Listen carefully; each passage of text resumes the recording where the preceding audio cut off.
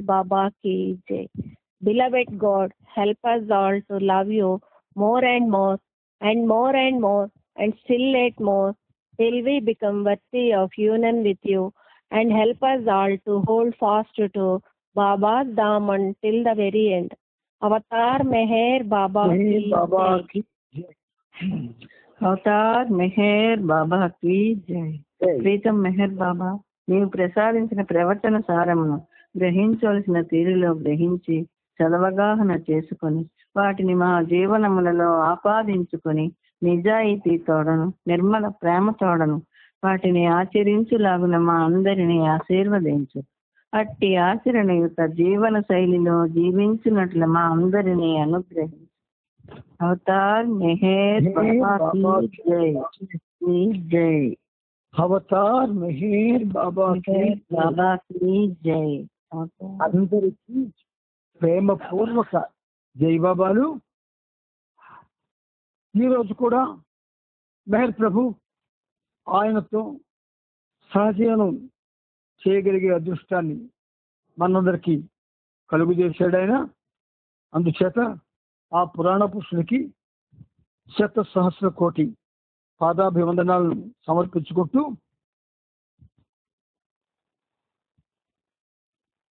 ఈ కార్యక్రమంలో భాగంగా మనం ప్రవచన సుమమాలికలు వచనాలు కూడా మనం చెప్పుకుంటూ ఉన్నాం. ప్రవచన సుమమాలికలకు సంబంధించి 168 ఈ రోజు వరకు చెప్పుకున్నాం.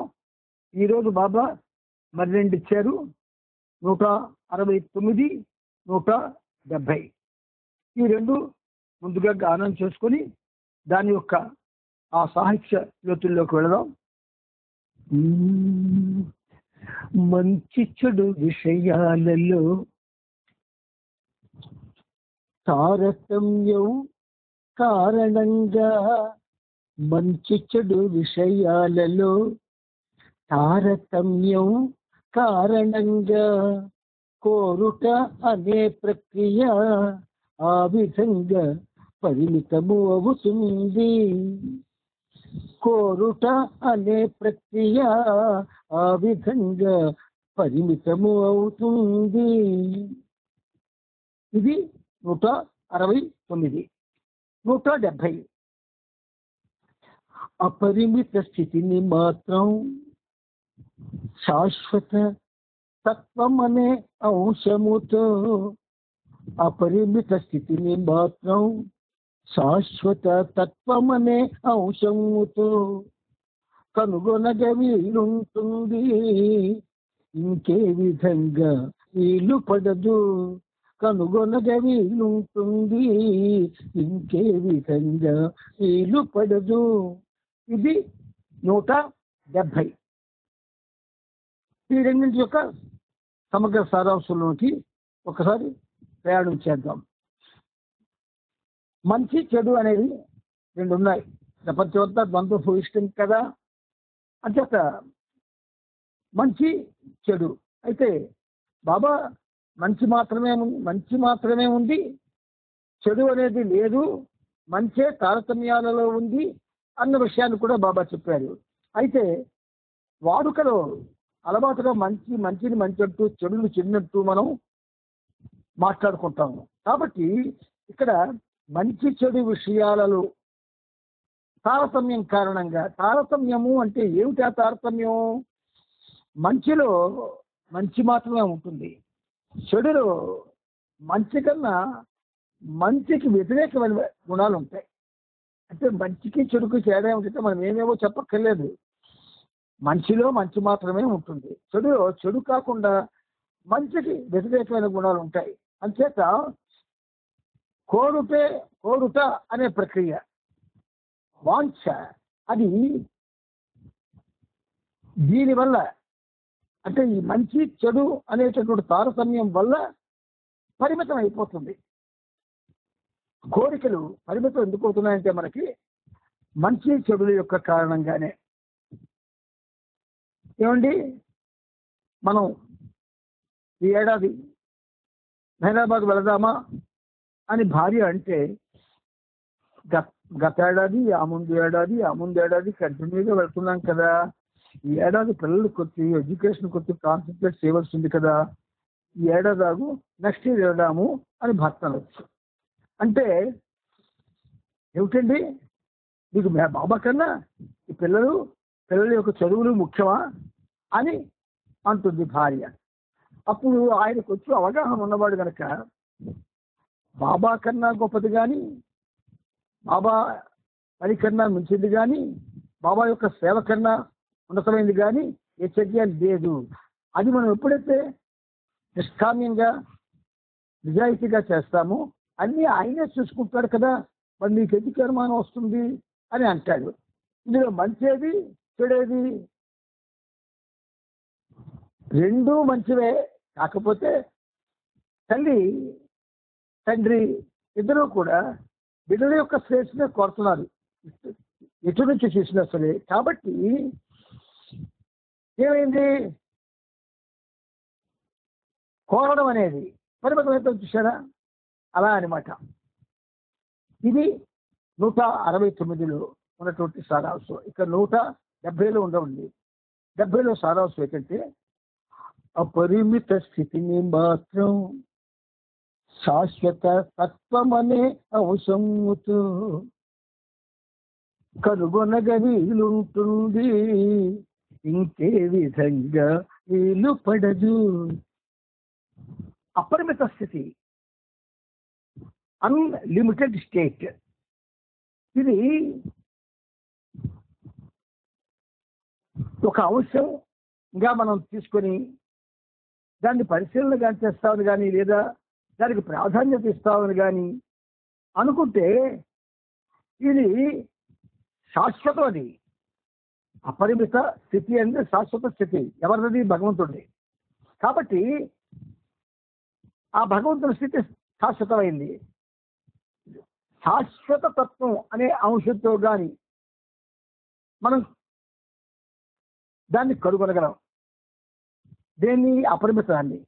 అపరిమిత తత్వం కానీ, అపరిమిత లక్షణం కానీ, అపరిమితత్వం కానీ, శాశ్వత తత్వం అంటే భగవంతుని యొక్క శాశ్వత తత్వమే అపరిమిత తత్వం. కనుక దాన్ని పోలికగా తీసుకొని దాని యొక్క పరిచయ భాగ్యంతో దీన్ని కనుక్కోవడానికి ఆయన ప్రయత్నం చేస్తే అవుతుంది, లేకపోతే సాధ్యం కాదు. అపరిమితుడు కదా భగవంతుడు. ఆయనకి సంబంధించిన శాశ్వత తత్వాన్ని పరిమితమైన వస్తువులతో కానీ, పరిమితమైన పరిస్థితులతో కానీ మనం తెలుసుకోలేము అన్న విషయాన్ని మనకి ఇంకో విధంగా సాధ్యపడదు అని బాబా స్పష్టంగా తెలియజేస్తున్నాడు. ఈరోజు మనం ప్రభు యొక్క కరుణతో 2 ప్రవచన మాలికలు నూతనమైనవి తెలుసుకున్నాం. ఇప్పుడు మనం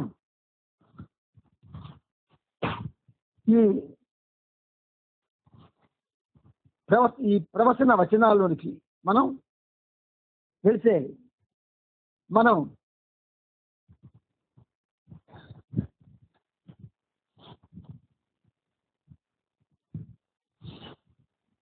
నిజమైన సేవ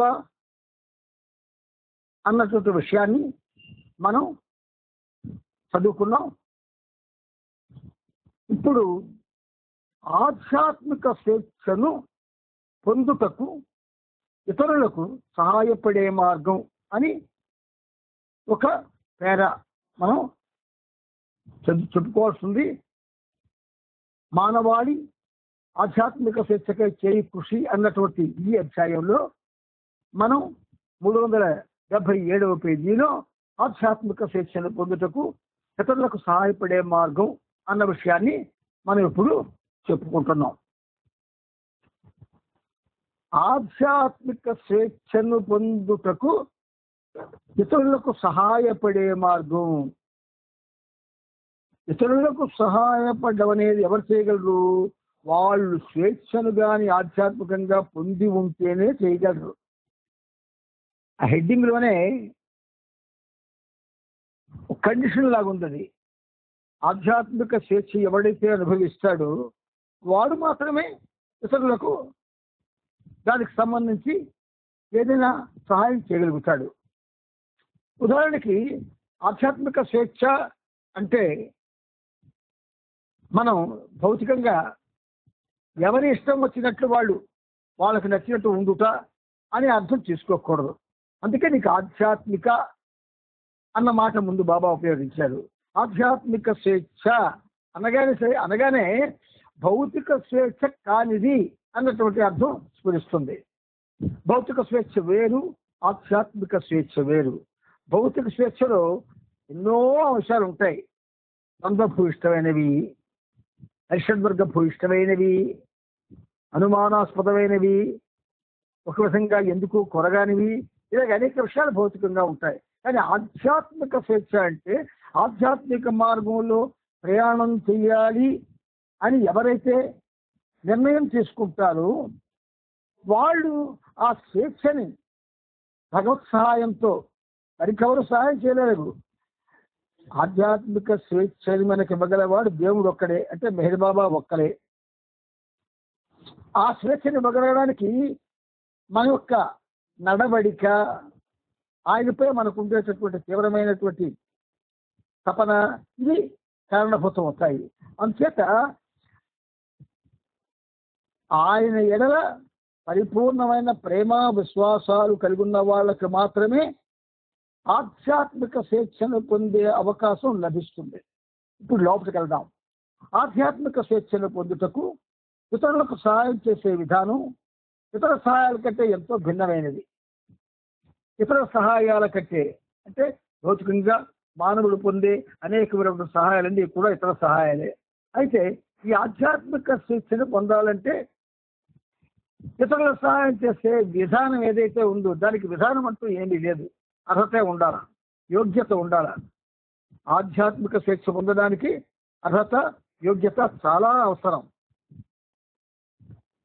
రే నాయన పద మనం మెహరాబాద్ వెళ్దాం అని అడిగితే ఎందుకు నాన్న అన్నాడు అనుకోండి అని, అనవసరంగా ప్రతి ఏడాది డబ్బు వేస్ట్ చేస్తున్నారండి అన్నాడు అనుకోండి. ఒక 10 ఏళ్ళ నుంచి వెళ్తున్నటువంటి తండ్రి కూడా ఇదేంటి ఇలాగే అంటున్నాడు అని ఏంటి అలాగే అంటున్నాడు అంటే, మరేంటి ఒకసారి ట్రిప్కి మీరు 10,000 15,000 ఖర్చు పెట్టి వస్తున్నారు, మీరు సంపాదించి మీతో అయిపోవాలని నా ఉద్దేశం అన్నాడు అనుకోండి. అంతవరకు స్వేచ్ఛగా హాయిగా ఉన్న ఆ తల్లిదండ్రులకి ఒకసారి క్వశ్చన్ మార్క్ ఏర్పడిపోతుంది. అంటే మన ప్రేమలో స్వచ్ఛత లేక. అందుకని ఇతర సహాయాల కంటే ఎంతో భిన్నమైంది ఈ ఆధ్యాత్మిక సహాయం. అంటే అన్ని సహాయాలతో కలిపి ఇది కూడా మాట్లాడుకుంటామని బాబా ముందుగానే ఒక చిన్న హెచ్చరిక చేశారనమాట. ఆకలి ఉన్న వారికి ఆహారాన్ని ఇచ్చినప్పుడు వారు తింటారు కదా. మన పిల్లలైనా ఆకలితో ఉన్నప్పుడు విడిదైనా తింటారు, లేకపోతే తర్వాత వస్తానమ్మా తర్వాత పెట్టమ్మా అని పోస్ట్పోన్ చేస్తారు. కాబట్టి అంతవరకే తింటారు, అంతవరకే వస్త్రహీనులకు బట్టలు ఇస్తే వాటిని వారు ధరిస్తారు, అంత మాత్రమే. బట్టలు లేని వారికి బట్టలు, తిండి లేని వారికి తిండి, వాళ్ళకి లేని వారికి ఇస్తే వారు తినడము వాటి ఉపయోగం చేస్తారు. నీడ లేని వారికి ఏదైనా కట్టేసి ఇవ్వచ్చు. ఇప్పుడు ఆ పరిస్థితులు లేవు, ఇల్లు కట్టేసి ఇచ్చే పరిస్థితులు లేవు. అందులో వారు తల దాచుకుంటారు, అంతవరకే. అది ఎంతవరకే, అది అంతవరకే, ఇది అంతవరకే. అయితే ఆధ్యాత్మిక బంధాలలో తీవ్రంగా వ్యధ చెందేవారికి తీవ్రంగా వ్యధ చెందేవాడు ఎవరు లేరు, ఎక్కడా లేరు. మన బాబా ప్రేమికుల్లో కానీ, ఇతర భక్తుల్లో కానీ, ఇతర గ్రూపుల్లో కానీ, లేదు ఇతర దైవాల ఆరాధనలో ఉన్న వాళ్ళలో కానీ తీవ్ర వ్యధ లేదు. వ్యధ అంటే ఏమిటి?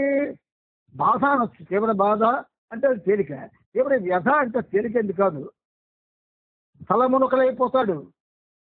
అంచేత ఆధ్యాత్మిక బంధాలలో తీవ్ర వ్యధ చెందేవారికి తక్షణ నివారణ కలిగించడానికి సిద్ధంగా ఉన్న వస్తుజాలం ఏది లేదు.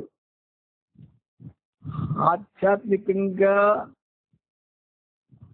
తీవ్రమైన వ్యధ చెందే వాళ్ళకి తక్షణ నివారణ కలిగించడానికి సిద్ధంగా ఉన్న వస్తుజాలం ఏది లేదు. ఏటుంది? అందువల్ల తనలోని బాబా ఇప్పుడు లోపలికి వెళ్తున్నారు. తనలోని తుచ్చమైన కోరికలపైన చూడండి, ఇక్కడ ఒక మాట వాడారు బాబా. తుచ్చమైన కోరికలపైన నీచాత్మ పైన వ్యక్తి అప్రమత్తంగాను అజేయంగాను యుద్ధాన్ని సాగించి తనకు తానుగా ఆధ్యాత్మిక స్వేచ్ఛను తన కొరకు సిద్ధింప చేసుకోవాలి. కొంచెం స్ట్రాంగ్ గా ఉండేది. తుచ్చమైన కోరికలు, మనలో తుచ్చమైన కోరికలు సాధారణంగా ఆధ్యాత్మిక మార్గంలో ఉన్న వారికి తుచ్చమైన కోరికలు కలగవు. అలాగని స్వచ్ఛమైన కోరికలు కూడా కలగవు. ఆ తుచ్చానికి స్వచ్ఛానికి మధ్యలో ఉన్న కోరికలు కలుగుతుంటాయి. అవి బ్యాలెన్స్డ్గా ఉంటాయి. అయితే బాబా ప్రత్యేకించి కేటగరైజ్ చేశారు. తుచ్చమైన కోరికలు అంటే ఏ ఆధ్యాత్మిక మార్గంలో తుచ్చమైనది ఏది అని మనకు అది స్పష్టం కావాలి కదా. ఆల్ రైట్, మనందరికీ బాబా ప్రాణప్రదుడు, మన స్వామి, మన దైవం, మన సర్వం. అటువంటి మెహర్ బాబా గురించి ఎవరో మరొక సెకండ్ పర్సన్ వచ్చి నీకు మరి ఏ దేవుడు దొరకనట్టు ఈయన దొరికాడా, ఆయన పార్సీ మతస్థుడు, పైగా హిందూ మతావలంబావకులు చేసే ఏ చర్య కూడా ఆయన నచ్చదు, అసలు హిందూయిజమే నచ్చదు ఆయనకి, ఆయన మార్గం ప్రేమ మార్గం అంటారు. కానీ ఆయన ఎవరెవరైతే పూజ చేస్తున్నారో వాళ్ళ ప్రేమ అనేది ఏమీ కనిపించట్లేదు. వాళ్ళు చేస్తున్నారు కూడా ప్రజల్లో చేస్తున్న సామాన్యమైనటువంటి ప్రజలే ఆయన పేరు మీద చేస్తున్నారు తప్ప ప్రత్యేక పనులు ఏమి చేయడం లేదు. అందుచేత నువ్వు అనవసరంగా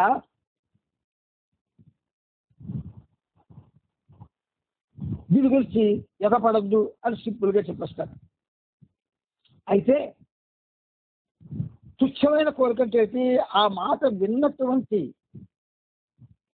ఒక బాబా ప్రేమికుడు హైదరాబాద్ వెళుతూ, సహవాసులకు వెళుతూ, సహవాస కార్యక్రమాలకు వెళుతూ బాబా బాబా బాబా అంటూ ఇన్ని చేస్తున్నవాడు ఎవరో ఏదో అన్నారని వెంటనే గడి ఆలోచించి నిజమేమో ఆయన మతాల్ని కానీ మత సంబంధమైనటువంటి చర్యలు కానీ ఆయన ప్రోత్సహించడం లేదు. నేను ఎన్నాళ్ళుగా గుడ్డిగా నమ్మాను, అబ్బబ్బబ్బే ఇది మంచిది కాదు అని నన్ను నేను ఎప్పుడైతే అయ్యయ్యో చాలా టైం వేస్ట్ చేశాను అని నేను అందులోంచి బయటకు వచ్చేయాలా అని అనుకున్నాను అనుకోండి, అది తుచ్చమైన కోరిక కింద పరిగణింపబడుతుంది. అటువంటి వారికి శిక్ష కూడా పడుతుంది. అందుచేత తుచ్చమైన కోరికల పైన, నీచ ఆత్మ పైన, ఆత్మకి నీచత్వం ఆపాదించబడదు. కానీ ఇది ఈ ట్రాన్స్లేషన్లో మనకి వాళ్ళు నీచాత్మ పైన అని అంటూ వ్యక్తి అప్రమత్తంగాను అన్నారు. అసలు నీచ ఆత్మ అనే పదం అది మనం వాడకూడదు. ఆత్మ హిందూ ఆత్మ అనేది భగవంతుడికి సంబంధించింది. భగవంతుడే బిందు ఆత్మగా బహిర్గతం అవుతున్నాడు అనంత శూన్యం నుంచి. దాన్ని నీచాత్మ అని అనకూడదు. అంచేత అక్కడ రాయబడి ఉంది కాబట్టి, కృషి చేయబడి ఉంది కాబట్టి నేను చదివాను. కానీ అది కూడా మనసులో హృదయంలో బాధపడుతూ చదవలసి వచ్చింది. ఆత్మ పైన స్వేచ్ఛను తన కొరకు సిద్ధింప చేసుకోవాలి. చూసారా, నీచాత్మ పైన వ్యక్తి అప్రమత్తంగాను అజేయంగాను యుద్ధాన్ని సాధించి తనకు తానుగా ఆధ్యాత్మిక స్వేచ్ఛను తన కొరకు సిద్ధింప చేసుకోవాలి అంటారు. నీచాత్మ పైన కాదు. ఏ ఆత్మ అయితే మాయ చేత, మోహం చేత, సంస్కారాల ప్రబలమై సంస్కారాల చేత, కోరికల చేత స్వేచ్ఛను కోల్పోయిందో, స్వేచ్ఛను కోల్పోయిన ఆత్మ అనొచ్చు దానికి. అది స్వేచ్ఛను కోల్పోయినటువంటి ఈ ఆత్మ దాని గురించి అప్రమత్తంగాను అజేయంగాను యుద్ధాన్ని సాగించమంటున్నాడు. అంటే స్వేచ్ఛ కోల్పోయింది కాబట్టి అది స్వేచ్ఛను పొందవలసింది ఆత్మ, బిందు ఆత్మ. అంచేత తనకు తానుగా ఆ ఆలోచించే వ్యక్తి దాని ఎడల ప్రత్యేక శ్రద్ధ వహించి తన విషయంలో ఆ స్వేచ్ఛ ఏదైతే పోయిందో ఆత్మకి, ఆ స్వేచ్ఛ తన యొక్క చర్యల ద్వారా ఆత్మకి అది సంక్రమించేటట్టుగా లేదా భగవంతుని బాబా యొక్క అనుగ్రహంతో అది పొందేటట్టుగా మనం చర్యలు చేసుకొని రావాలి. ఒకవేళ మన ఆత్మ మీద మనకి సాధారణంగా ఆత్మ గురించి ఆలోచించిన వాళ్ళు ఎవరు ఉండి మన ప్రపంచంలో ఎంతసేపు సరదాలు, తర్వాత ప్రయాణాలు, సహవాసులు, వాడుకోవడాలు ఇవే ఉంటాయి మన మధ్య. ఇవి నీచమైనవి కావు. అలా అని ఆధ్యాత్మిక మార్గానికి ఇవన్నీ అవసరం అంటే అవసరం కానివి.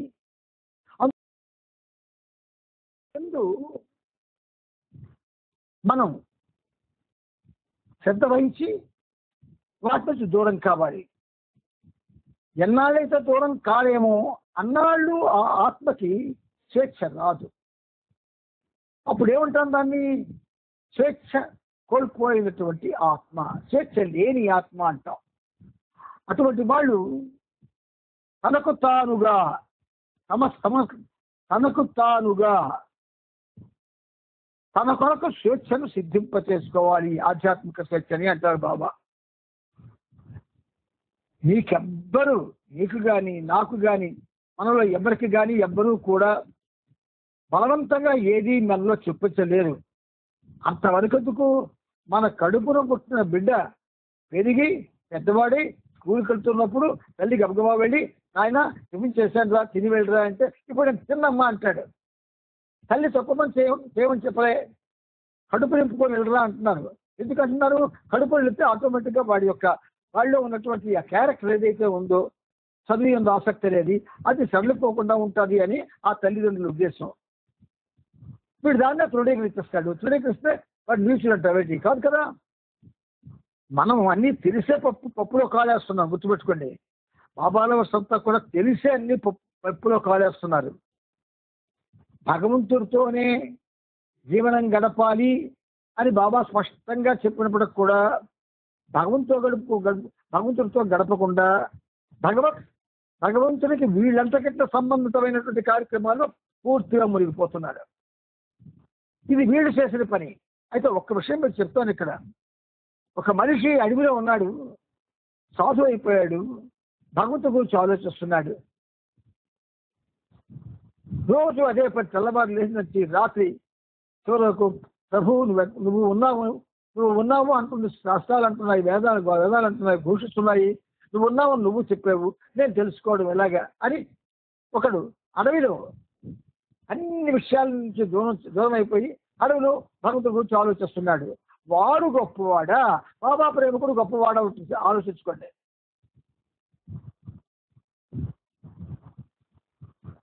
పాయింట్ బ్లాంక్ గా చెప్పాలంటే వాడే గొప్పవాడు. ఎందుకు? వాడికి నిరంతరం అదే చేస్తా. బాబాదాసుకి నిరంతరం బాబా ధ్యాస ఉండదు. అన్ని ధ్యాసల్లో ఇది ఒకటి అయింది. తీవ్రంగా ఉందంటే లేదు. అంతేత మనకంటే వాడే గొప్పవాడు. కాబట్టి ఏమన్నాను ఇక్కడ? తనకు తానుగా ఆధ్యాత్మిక స్వేచ్ఛను తన కొరకు సిద్ధింపజేసుకోవాలి. సత్య సాధనకు సమాయత్తమై సైనికుల వలె పోరాడువారు శాశ్వతమైన ఆత్మవిజయాన్ని తమకై సిద్ధింపచేసుకుంటే గాక అట్టి సాధనలు తాము వేసే ప్రతి అడుగున ఇతరులందరికీ సహాయపడవలసి ఉన్నది. ఇతరుల బాధ్యతలను పంచుకునేందుకు ఇంతకంటే వేరే దారి లేదు.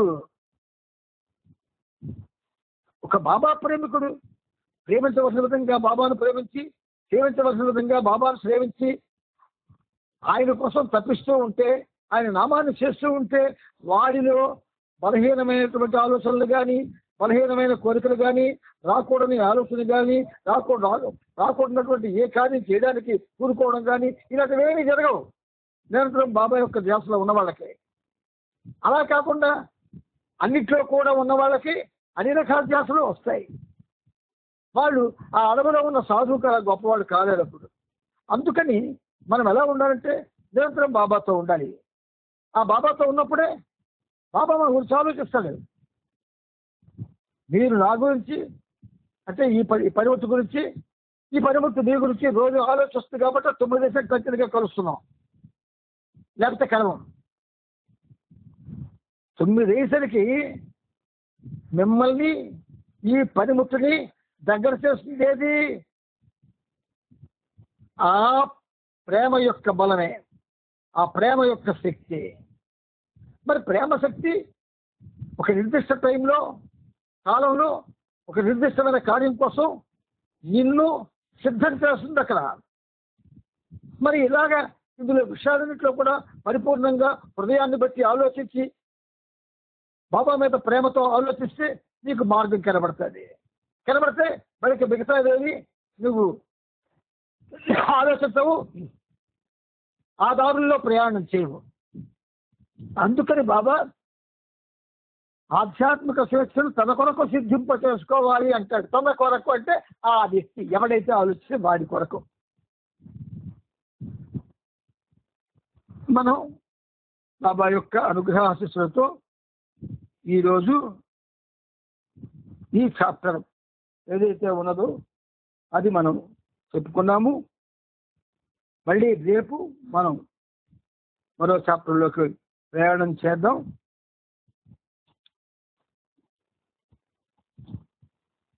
ఇప్పుడు మనం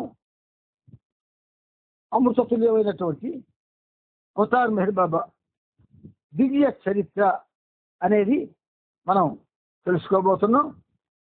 అసలు ఈ చరిత్ర, ఈ ప్రవచనాలు మనకి ఈ విధంగా ఒకేసారి చెప్పుకునే భాగ్యం కూడా మనకు ఆ ప్రభువే ఇస్తున్నారు. మన గొప్పతనం కాదు ఇది, మనలో ఏ గొప్పతనం లేదు. మనం కేవలం ఆట బొమ్మలమే, ప్లేడాల్స్. మనం ప్లేడాల్స్. మనలో ఇటువంటి పరిస్థితి ఆయనే మనలో నెలకొల్పి 9 గంటల అయ్యేసరికి ఈ సహజీవనానికి వెళ్ళాలి అనేటటువంటి ఒక ఉన్నతమైన పరిస్థితిని ఆయన మనకి కలుగు చేస్తూ ఉన్నారు. ఇప్పుడు మనం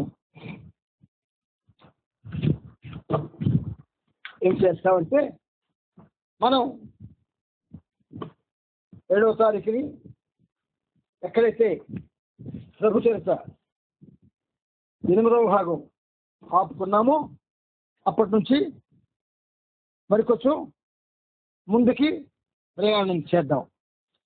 బాబా అన్న మాట ఏంటంటే 7వ తారీఖుని నాకు అతీతంగా ఏమీ లేదు, నేను లేకుండా ఏదీ లేదు, నేనే ప్రేమను, ఎన్నవేళలా నన్ను ప్రేమతోనే మీరు చేజిక్కించుకోగలుగుతారు. అక్కడ ఆపుకున్నాం. ఎల్లవేళలా నన్ను మీరు ప్రేమతోనే చేజిక్కించుకోగలుగుతారు. స్పష్టంగా చెప్తున్నారు. ప్రేమ వల్ల మాత్రమే మనకి చిక్కుతాడు. చిక్కడం అంటే మన గురించి ఆయనకు ఆలోచించే పరిస్థితి. సహజీవనం యొక్క ఉద్దేశం అదే. ఈ సహజీవనం ఉద్దేశం ఏంటంటే మన గురించి బాబా గురించి మనం ఆయనకి ఎప్పుడూ మన మీద శ్రద్ధ ఉంది, మనకే ఆయన మీద శ్రద్ధ లేదు. ఈ సహజీవనం ఏం చేస్తుంది, మనకి ఆయన మీద శ్రద్ధ కలిగిస్తుంది. గమ్మత్తుగా జరుగుతుంది ఈ పని. 9 గంటలు అయ్యేసరికి అందరం బాబా గురించి ఆలోచిస్తున్నాం. ఇవాళ చరిత్ర ఏం చదువుకుంటాము, ప్రవచనాలు ఏం చదువుకుంటాము, ప్రవచన మాలికలు ఏం చదువుకుంటాము అనే ఒక ఆలోచన. అది ఒక విధంగా చెప్పాలి అంటే ఆ ఆలోచన రావడమే ఒక అదృష్టం. అందువల్ల బాబా అంటున్నారు, నాకు అతీతంగా ఏమీ లేదు, నేను లేకుండా ఏదీ లేదు, నేనే ప్రేమను, ఎల్లవేళలా నన్ను మీ ప్రేమతోనే మీరు చేజిక్కించుకోగలరు.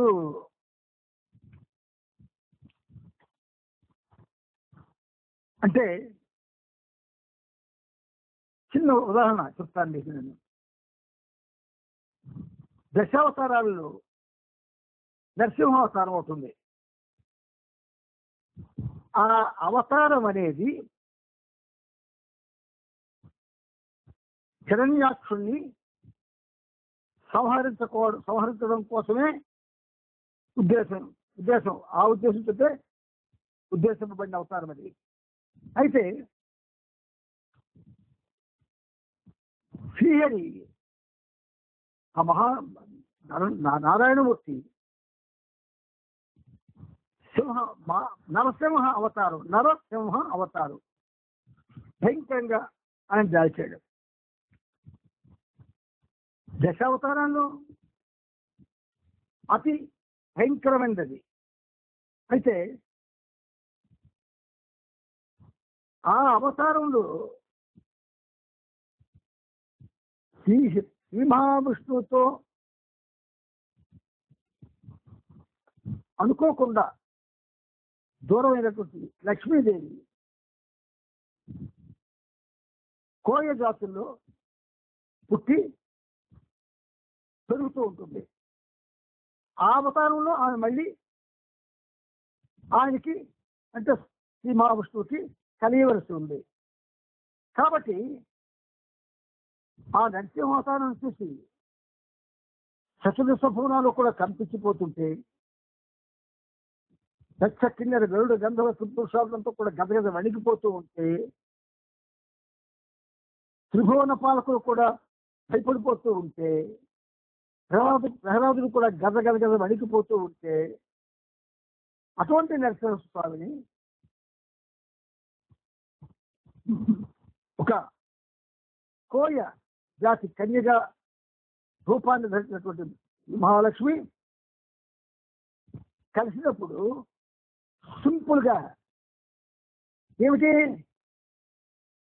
నువ్వు మనిషివా మృగానివా ఎదురుగా ఉన్నావు అని ఇంతమంది గదగద వణికిపోతున్న ఆ ఆకారంతో పరాక్షాలు ఆడగలుగుతుంది. అంటే భగవంతుడు మహాశక్తి సంపన్నుడు.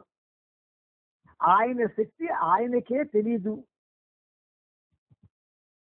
అటువంటిదే అంత మహాశక్తి సంపన్నుడైనటువంటి నరసింహస్వామిని కోయ కన్య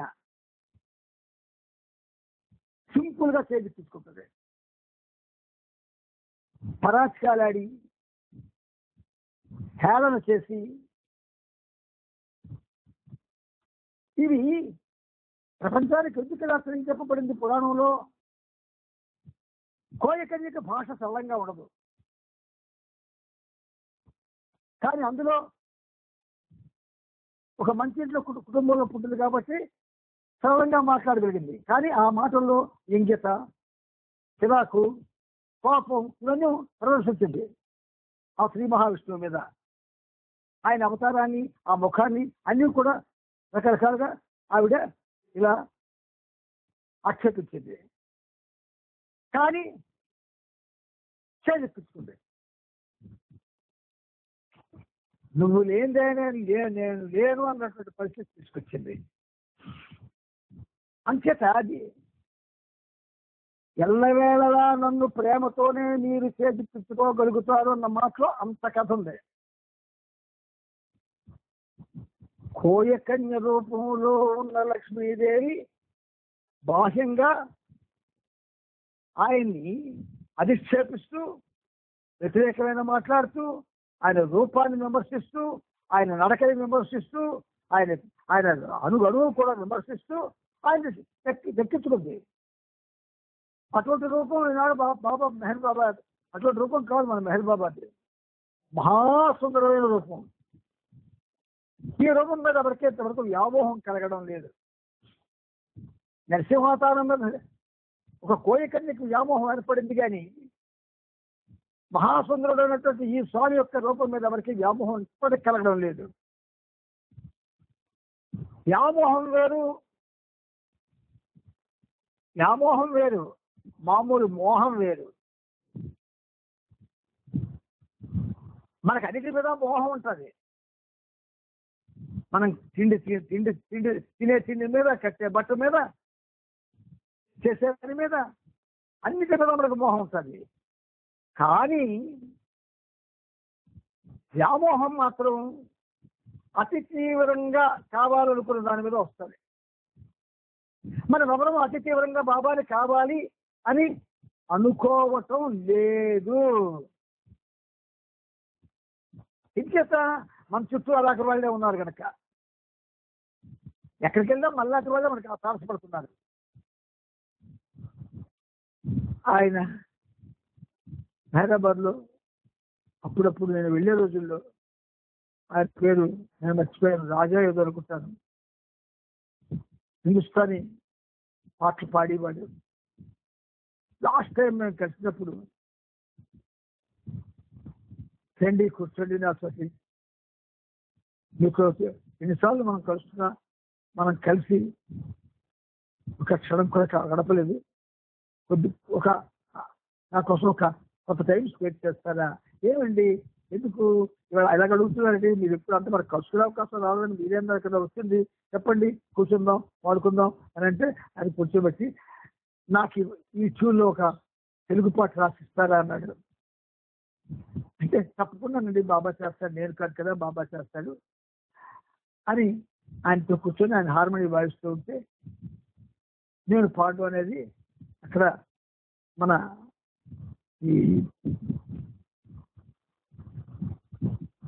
తుని ఎదురుగుండా ఉన్నటువంటి ఆ మ్యూజియం కిందని ఉన్నటువంటి ఆ ప్రదేశంలో మేమిద్దరం కూర్చొని పాడుకుంటున్నాం. మేమిద్దరమే ముందు కూర్చున్నాం, కానీ మాకు తెలియకుండా మా చుట్టూ జనం ఉన్నారని జనం గుమిగొడిపోయాడు. అంటే ఆయన నేనే ఉన్నాం అనుకుంటున్నాం, నాకు ఇంకోటి కనిపించట్లేదు. అంటే బాబా ఉన్నారన్నమాట. అది వ్యామోహం. నువ్వు బాబా ముందు ఫోటో అయినా సరే, ఫోటో ముందు కూర్చున్నప్పుడు నీకు మరి మీ పరిసరాలు నీ తాలూకా మిగతావి ఏమి కనిపించడానికి వీలు లేదు. అది ఆ పాట కూడా దోహితున్నా వరదాలని చెప్పి అది పాడేడైన తర్వాత అదే తెలుగు పాట రాసుకోవడం జరిగింది, నీ స్మరణే మధురం అని. అందుచేత గాంభీర్యతలో స్వచ్ఛమైన ప్రేమకు సాటి ఏదీ లేదు. గాంభీర్యతలో చూడండి, దానికి యాడ్జెక్టివ్ ఎలా వాడారు, గాంభీర్యతలో స్వచ్ఛమైన ప్రేమకు సాటి ఏదీ లేదు. సత్యభామ రుక్మిణి శ్రీ మహాలక్ష్మి, ఆమె ఎప్పుడు శాంతంగానే ఉంటుంది. మరి సత్యభామ ఒక విధంగా మనం పొంది ఆయనకి దగ్గర అవుతుంది. అంచేత ఎప్పుడు చాలా గంభీరంగా ఉండేది. అది సినిమా వాళ్ళు పాటలో కూడా నీరజాలగలడా నా ఆనతి సత్యాపతి అంటది పాటలో. ఆ సినిమా వాళ్ళు కూడా మన చక్కటి విషయాల్ని చాలా చక్కని విధానంలో అమలు చేశారు. ఆ మేనజాలగలడా నా ఆనతి సత్యాపతి అని ఆవిడ తన యొక్క ఆ గాంభీర్యాన్ని, గర్వాన్ని బయటికి ప్రదర్శిస్తుంది. అయితే ఆ గాంభీర్యంలో స్వచ్ఛమైన ప్రేమ ఉంది. అందుచేత గాంభీర్యతలో స్వచ్ఛమైన ప్రేమకు సాటి ఏదీ లేదు. ప్రేమతో సరితూగల శక్తి ఏదీ లేదు. ప్రేమతో సరితూగల శక్తి తులాభారం. నారదుడి మాట మీద శ్రీకృష్ణుడిని నడి రోడ్లో అమ్మేసి మళ్ళీ ఆయన ఎత్తు బంగారం ఇచ్చి సొంతం చేసుకుంటాను అని పాపం ఆ సత్యభామ అనుకొని ఆయన నడివీధిలో అమ్మేటట్టు చేస్తారు. దీనికి ఆ రేపల్లిలో గోపాలంలో కోపం వస్తుంది. నారద మహర్షి మీద తిరగబడ్డాలని కొట్టాలని ప్రయత్నం చేస్తారు. అప్పుడు స్వామి యొక్క చొరవతో వాళ్ళు ఆగుతారు. వెంటనే సత్యభామకి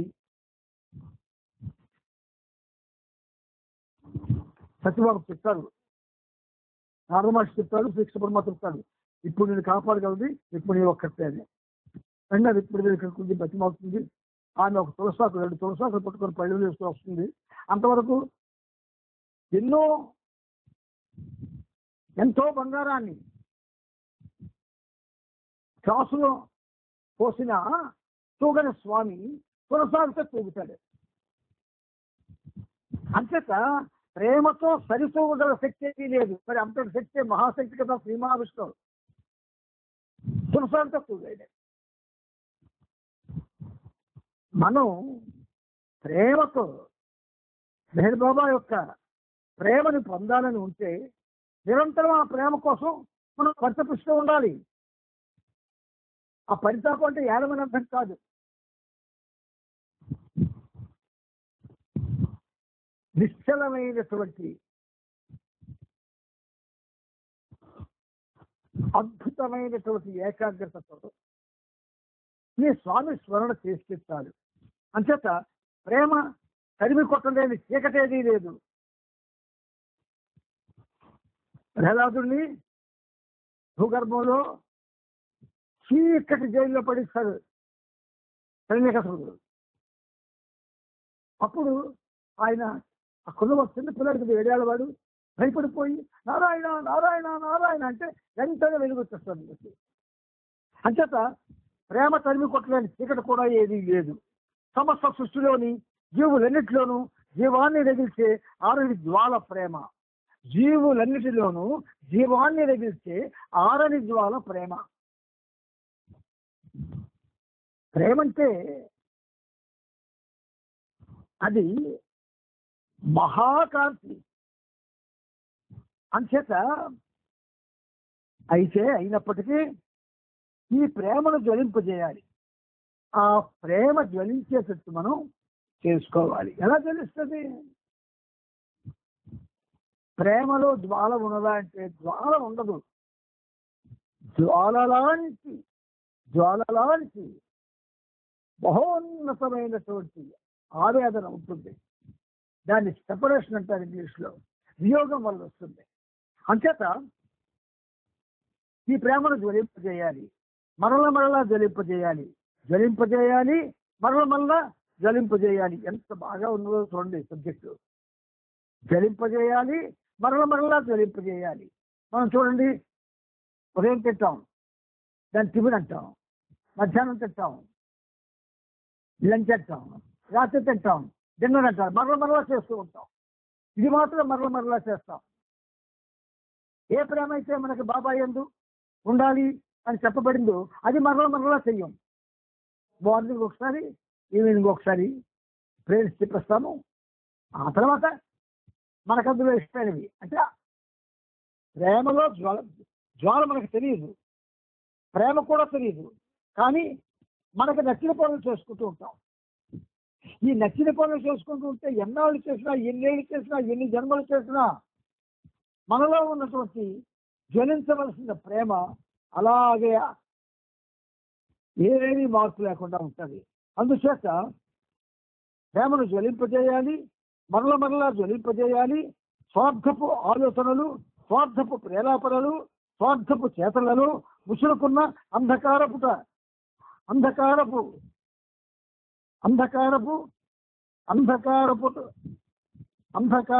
అంటే అంధకారపు గాథల్లో అని ఇక్కడ ముసురుకున్న అంధకారపు తగాదాల్లో అన్నారు. తా వచ్చింది. అంచేత అంధకారపు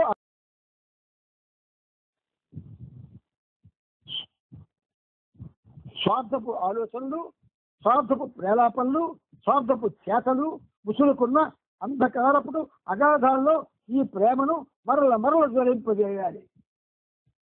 సబ్జెక్ట్ అంతా చెప్పేశారు ఇప్పుడు బాబా. మనం అంతా అంధకారంలో ఉన్నాం. ఏ అంధకారం? స్వార్థపర ఆలోచనలనే అంధకారం, స్వార్థపర ప్రేలాపనలనే అంధకారం, స్వార్థపర చేతలు అనే అంధకారం. ఈ అంధకారం మనల్ని కప్పేసింది. ఆ అగాధాల్లో అక్కడ కూడా, ఆ అగాధంలో కూడా ప్రేమ ఉంది, దాన్ని జ్వలింపజేయచ్చు.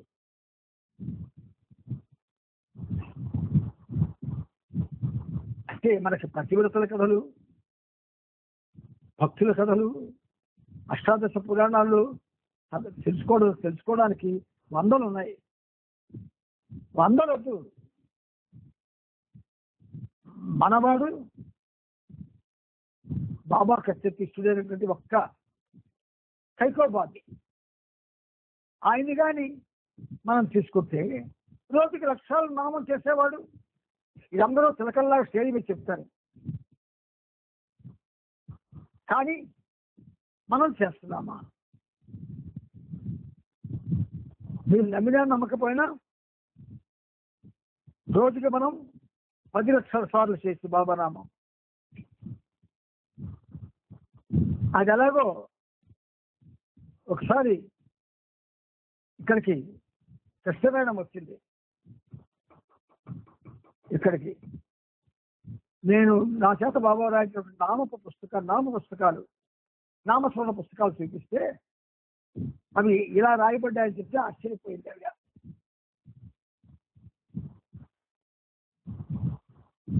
దాంట్లో ఒక్కొక్క పుస్తకం, ఆ పుస్తకంలో ఒక్కొక్క పేజీలో ఇటువంటి కలిపి 1000 గళ్ళు ఉంటాయి. ఒక్కొక్క గడికి 10 సార్లు బాబా నామం అని గాను ఒకసారి బాబా రాస్తే నీకు ఖచ్చితంగా ఆ పుస్తకం పూర్తి చేసేసరికి మీరు లెక్కలేని నామాలు అయిపోతాయి. అందుచేత మరలా ఆ ప్రేమని మనలో జ్వలింపజేసుకోవడానికి ఉన్న ఒకే ఒక్క ఆధారం నామస్మరణ.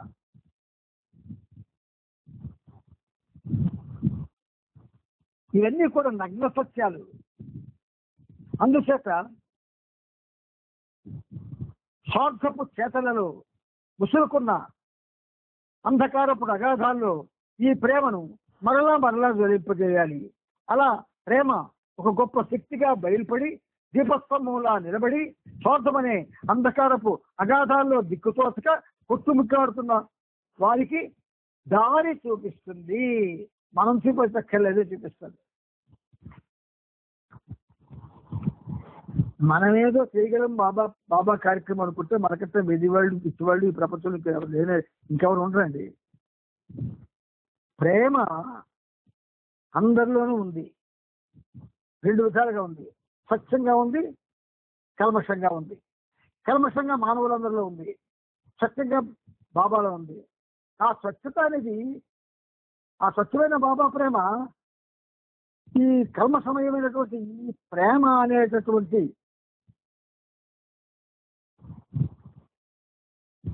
దీంట్లో ఒక చుక్క పడింది అనుకోండి, ఇదంతా స్వచ్ఛం అయిపోతుంది. ఏది అవకాశం ఏది మనకి? నామస్మరణ ఎక్కడ చేస్తున్నాం? నామస్మరణ వల్ల మాత్రమే మనలో కల్మషాలన్నీ పోతాయి, ఉండకూడవన్నీ పోతాయి, స్వార్థం పోతుంది, అశ్రద్ధలకు దూరం అవుతుంది, స్వచ్ఛంగా అయిపోతాం. స్వచ్ఛంగా అంటే ఏంటి? కలిగిన ముత్యం లాభం. అది ముత్యమే, కానీ పూర్తిగా కూడుకుపోయింది బుర్రలో. ఆ కూడుకుపోయిన దాన్ని వెలికి తీసి కడిగితే ఎలా ఉంటుందో అలా ఉంటుంది స్వచ్ఛత మనలో. రోజు బాబా నామం కనీసం 1000 సార్లు చేయగలిగితే. అందుచేత స్వార్థంలో మునిగిన వారి అజ్ఞానాంధకారం నల్లని నలుపుదైన గాఢపు నీలవైన ప్రేమ వెలుగు దానిని తరిమి బాటసారికి దారి చూపుతుంది. కొన్ని విషయాలు మీకు చెప్పడంలో నేను చాలా ఆనందిస్తాను. ఎందుకంటే మనం ప్రేమకు దూరం అయిపోయామండి. ప్రపంచానికి దగ్గర అయిపోయాం. ప్రేమకు దూరమై ప్రపంచానికి దగ్గరయ్యాం మనం అందరం ఉన్నాం. ఇప్పుడు ప్రపంచానికి దూరమై ప్రేమకు దగ్గర కావాలి. అంతే బరికేళ్ళు సింపుల్ సొల్యూషన్. ప్రేమ అనే వెలుగు త్యాగం అనే జ్వాలను వీడి ఉండదు. త్యాగం అనే జ్వాలని ప్రేమ అనే వెలుగు వీడి ఉండదు. వాస్తవానికి వెలుగు వేడికి లాగానే ప్రేమ త్యాగం చేదోడు వాదోడుగా ఉంటాయి. అప్రయత్నంగా వెలువడే నిజమైన త్యాగనిరసి ప్రత్యేకమైన విషయానికో ఒక సందర్భానికో పరిమితం కాదాలదు. ఆయన అనంతుడండి. ఆయన ప్రేమ అనంతమైందండి. మనం ఆ ప్రేమని ఎలాగ చేతిలో పెట్టుకోగలం? ప్రేమని చేతిలో చేజిక్కించుకోవడం అంటే బాబాని దగ్గర చేసుకోవడమే పరోక్షంగా. ఎలా దగ్గర అవుతారు మనకి? ఓ మాట ఉన్నారు బాబా, నీ హృదయంలో చాలా మంది కొత్త వాళ్ళని పెట్టుకున్నావు, అందుకే నీ హృదయంలో నేను ఉండడం లేదు. ఆ కొత్త వాళ్ళందరినీ అక్కడి నుంచి తరిమి కొట్టు అన్నాడు. ఎవరా కొత్త వాళ్ళు?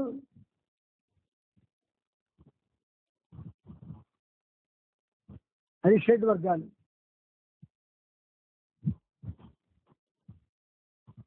అనేకమైనటువంటి మత కర్మకాండలు,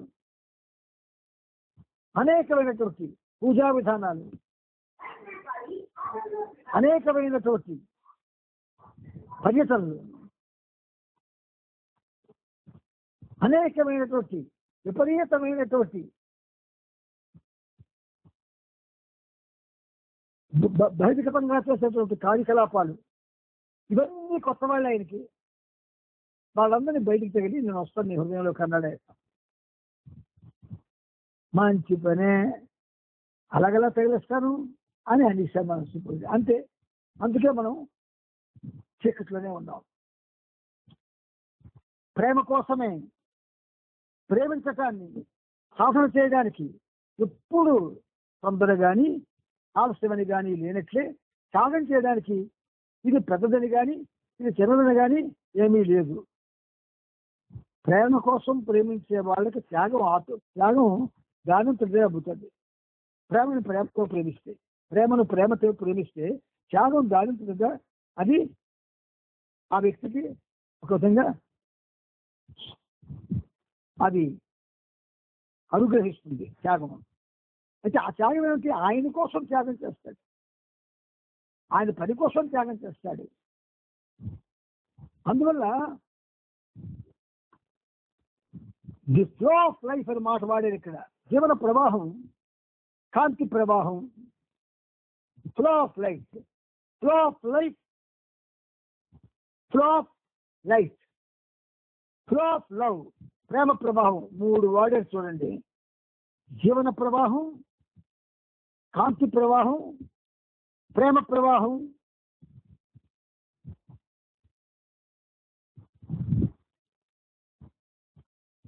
ఇది ఆ మహాసాగరంలో ఎంత ఉంటుందో డ్రాప్ ఒక బిందువులో కూడా అంతే ఉంటుందట.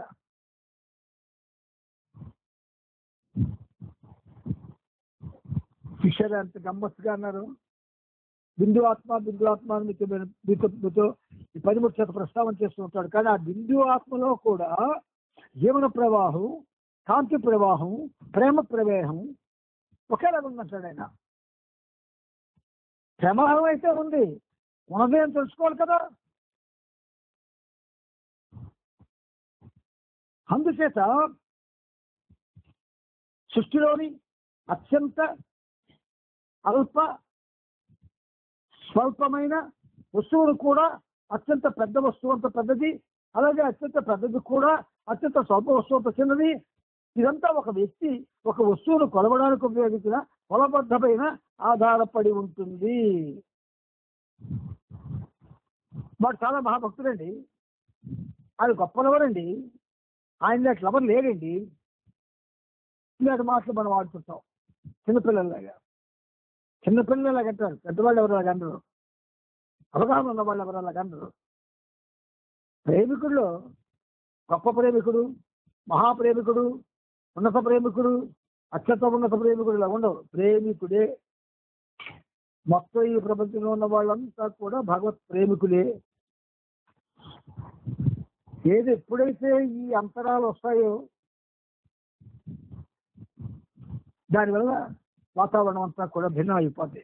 నిజమైన ప్రేమ స్ఫూర్తికి, అసలైన త్యాగనతకి ఎటువంటి లెక్కలు లేవు. వీటిని కొలనవసరం లేదు. నిరంతరం ప్రేమించాలని వాంఛిస్తూ నిత్య జీవిత వ్యవహారాల్లో ఎటువంటి లెక్కలు లేని త్యాగంతో ఉండగలగడమే మనిషిలోని స్వార్థ ప్రవృత్తిని తొలగించుకునే ఉత్తమ పద్ధతి. కామ, క్రోధ, లోభ, మోహ, మదమాత్సర్యాలు ఏవైతే ఉన్నాయో, పగ, ద్వేషం, ప్రతీకారం ఇవన్నీ ఎవరిలో అయితే ఉన్నాయో ఇవన్నీ కూడా మానవుల్లోనే ఉన్నాయి. వాడే మానవుడు.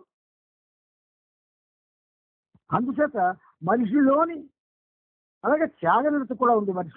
మనిషిలోని ఈ త్యాగనిరతి జీవితంలోని అన్ని సందర్భాల్లోనూ పెద్దవి, చిన్నవి, ఉన్నతమైనవి, నిమ్నమైనవి అనే యోచన లేకుండా ఇంటి వద్ద కానీ, కార్యాలయంలో కానీ, వీధిలో కానీ, ఇతర నగరంలో కాక అన్ని నగరాల్లోనూ, అన్ని దేశాల్లోనూ, అన్ని ఖండాల్లోనూ చూపుతున్నాడు. మనిషిలోని స్వార్థం రచించి పూర్తిగా ఆనందాన్ని ఆత్మానురక్తితో అనుభవించగలడు. ఎక్కడ దుష్టాపులు కామాలు లేకుండా బాబా చెప్పారు.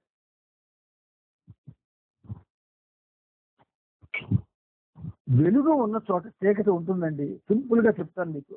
వెలుగు ఉన్న చోట చీకటి ఉంటుంది. వెలుగు కావాలనుకున్నవాడు వెలుగు కోసం వెతకాలి, చీకట్లో వెతకూడదు. మనందరం కూడా మన చీకటి బ్రతుకులు. వెలుగు కావాలి అంటే వెలుగును వెతుక్కోవాలి. వెలుగును వెతికితే తప్ప దొరకదు. వెలుగును వేడుకుంటే తప్ప లభించదు.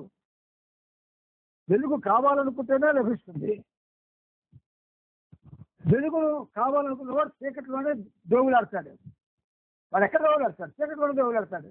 ఆ పని ఇప్పుడు మనం చేస్తున్నాం. చీకట్లో దేవులాడకూడదు.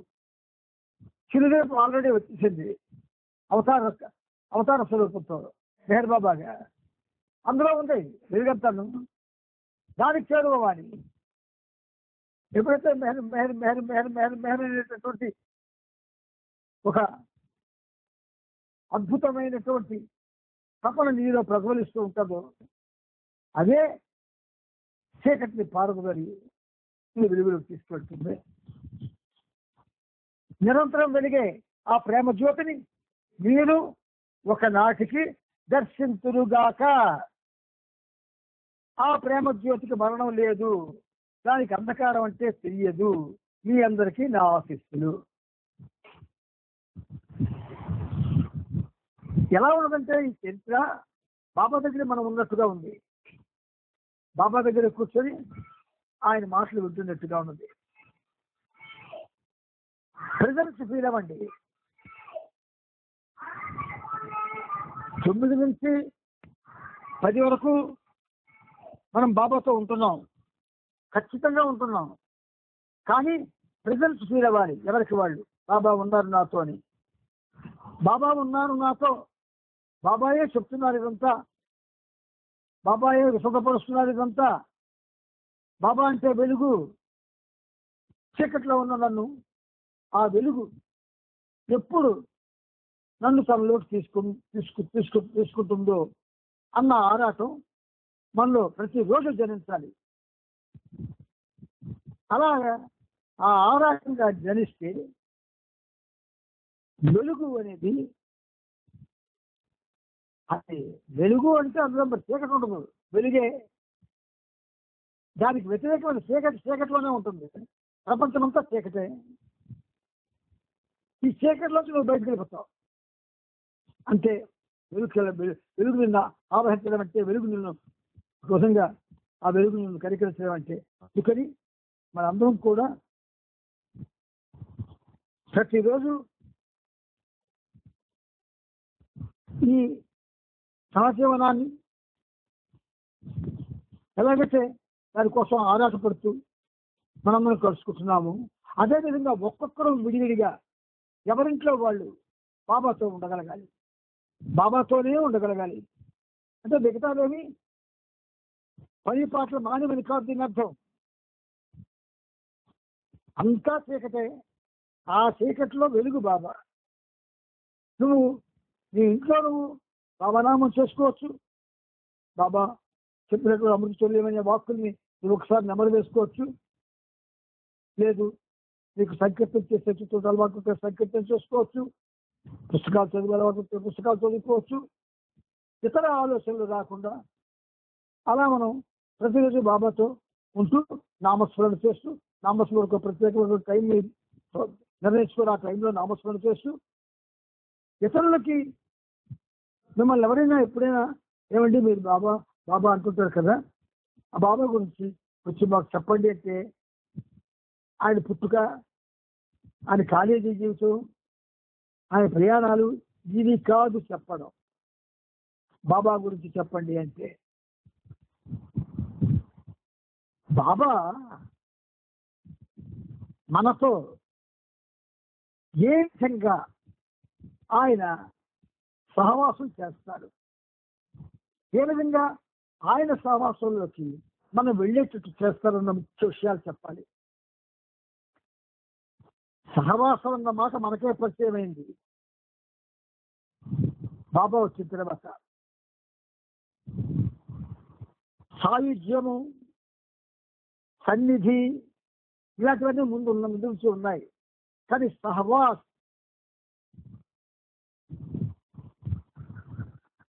విత్ మెహర్ బాబా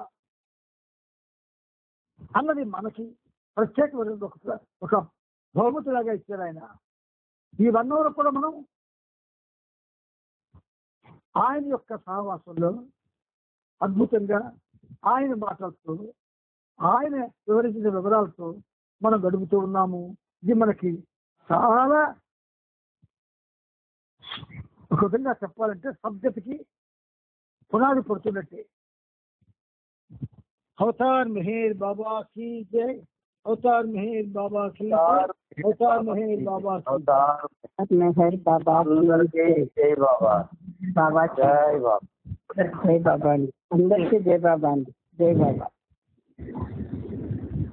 జై బాబా, అందరికీ జై బాబా. అందరికీ జై బాబా. అవతార్ మెహర్ బాబా की जय.